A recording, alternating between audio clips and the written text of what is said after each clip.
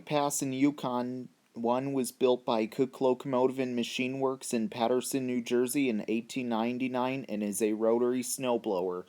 This rotary snowblower was used for the White Pass and Yukon Railroad in Alaska and would be used for blowing snow off the tracks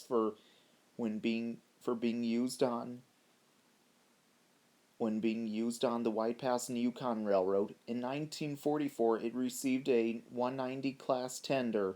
Then, in 1947, it was given the tender from White Pass and Yukon Steam Locomotive 80, which is a 282 Mikado and is currently in McEwen, Oregon, and numbered as Sumter Valley 20.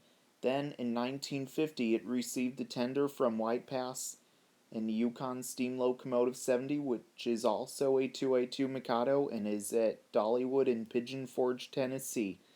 Then, in 1953, it exchanged tenders with White Pass and Yukon Steam Locomotive 190, which is also a 282 Mikado and is part of the Tweetsie Railroad in Blowing Rock, North Carolina. The original tender was assigned to White Pass and Yukon Rotary Snowblower 3 in 1947, and then in 1951 was placed as a riprap along the Skagway River.